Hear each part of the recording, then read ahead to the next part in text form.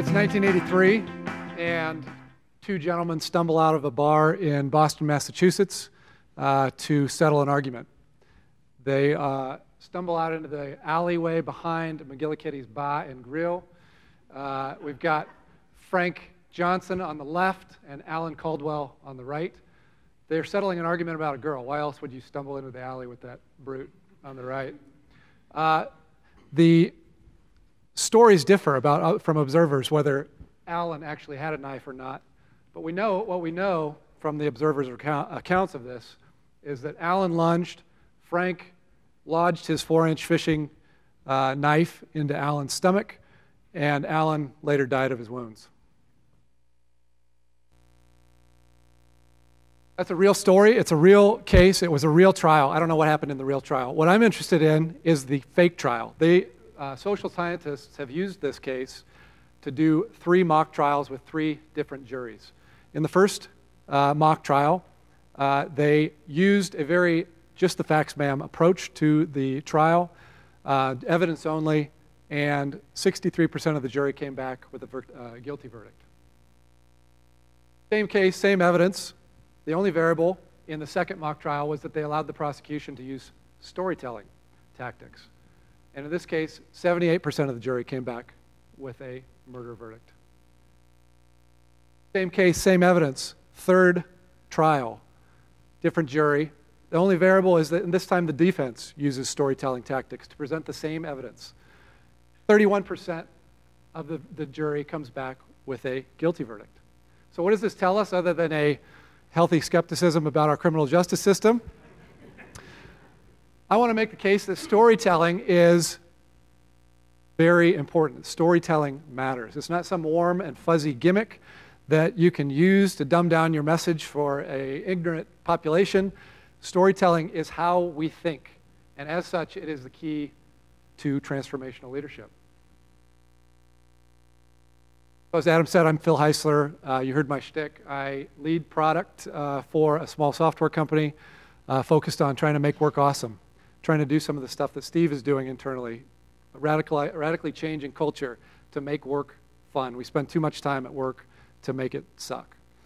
That means I'm a student of leadership. It means that I spend my days trying to lead my coworkers, my prospects, my clients to a better future state through product development and innovation. Sometimes it works. As Adam said, I've got an alter ego. I have written 3 children's books, personalized children's books that you see there on the screen. Some of you may have heard of the Caldecott Medal. It's the highest achievement in children's books given every single year. No, I did not receive one of those. I have received a couple of these that if you squint your eyes at them and sort of cross your eyes, they look a little bit like a Caldecott. So I'm a storyteller. What do I mean by story? I mean any narrative, I mean this very loosely, any narrative that stirs emotion in your listeners. The first rule of storytelling, make me care. So a story has to incite emotion, anger, sadness, happiness, some emotion. That's how you get people to care. Regardless of what you do in the room, whether you manage a single person, you don't manage anybody, if you're in marketing, sales, custodial services, I'm going to argue that storytelling is a lever that can help you maximize the impact of your communications. It does that in a few important ways. Social scientists tell us that story is 22 times more memorable than facts and data alone. And because it's more memorable, it has a greater reach. It's more likely to be shared and retold. 5 times more shareable, in fact. Actually, I made that statistic up. That is not a true statistic, but I bet that's a conservative estimate. If you think about your own Twitter stream, your own Facebook stream, my guess is it's a far higher multiplier than that. It also drives action. So tons of cases to prove this point. I'll tell you one. Mercy Corps is a nonprofit that ran a campaign with some social scientists. One campaign state they sent a very evidence-based campaign, talked about the problems facing Southeast Asia and what they were doing about those problems. Second campaign told the story of one girl named Giselle and about the impact that Mercy Corps had on her life. 23 times more likely to donate if you had read and heard the story campaign as opposed to the data campaign, the analytics campaign. Why is this? Why does story seem to matter so much? Well, it's because as humans, we are hardwired for story. Since before written communication, we have been sharing stories around campfires to transmit our history, our culture, our values. Still today, story is the way that we learn in our pre-literate days as children. It is the primary way that we learn as kids. So both nature and nurture have hardwired humans for story. Whether you're telling stories or not, the people who are listening to you are trying to assimilate what you're telling them into story. Brain science backs this up. So neuroscientists now know that a well-told story causes listeners to have a dopamine and oxytocin release in their brain. It's the same chemical reaction that you have if you shoot up crystal meth or smoke crystal meth, or how do you do your crystal meth, Todd? Point is that story is a safe and legal high, and that's why it's so impactful. I want to demystify story, though. I think a lot of people see it as an art form, some art form that you're either born with or not born with. It's not. There's science in story. So our own fellow Nebraskan Willa Cather says there are only 2 or 3 human stories, and they go on repeating themselves as if they've never been told before. So I want to dig into that a little bit. I brought a laser pointer. That's how big of a geek I am. Hat tip to Kurt Vonnegut, the late, great Kurt Vonnegut, who I'm ripping off almost verbatim here for the next few slides. This is our GI axis. Sorry for the guys on this side of the room. You'll have to turn around.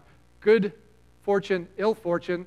So this is sickness, poverty, bad luck. This is happiness, bountiful, good luck. This is our BE axis, time spectrum, beginning, electricity. End. That was actually end. Okay, so first story shape. Did you know stories have a shape? Our first story shape here starts with a man or woman having pretty good luck up here. They run into some trouble, crap, and they get back out of it. Note that they end up higher than where they started. That's very important, provides hope. Vonnegut calls this the man in whole story. This story's been told 1,000,000 times. Contemporary examples, Back to the Future, The Pursuit of Happiness, and 1,000,000 other stories that you've heard and loved in your lifetime. Second story shape, we start here with a man or a woman who finds something completely wonderful. Oh, damn it, I lost it, and I got it back again. They call this, Vonnegut calls this boy meets girl. Every love story you've ever heard follows the same format. Quick example from modern marketing. We've got the messing with Sasquatch. My time is limited, so I had to find a quick example. We've got our hero, Sasquatch, here doing no harm to anybody. The villains come along, trick him with the beer guzzling in the face trick, and Sasquatch gets the justice he so deserves in the end. So a quick example of man in whole from contemporary marketing. The point of this story shape stuff is that story is less art than you think. It is art, but it's also science, and it can be learned, and that gives hope to us non-natural storytellers. But I'll leave you with this challenge. Consider, when are you doing your next sales demo, your next investor pitch? If you're doing a sales demo, I don't want you to focus on the features and the enhancements and the bells and the whistles. I want you to tell a story. When you sit down with an investor to pitch them on your idea, don't tell them about the market capitalization and the 3-year financial plan. Tell them a story. When you're leading a culture change to try and build agile into your insurance company, don't begin with data. Start with story. And whatever you're doing, parenting, managing, a one-on-one, if you're not telling a story, begin again. Because story is not just a better tool, it's the only tool that works. It doesn't make your audience change, it makes your audience want to change. And so I will leave you with this question. What's your story?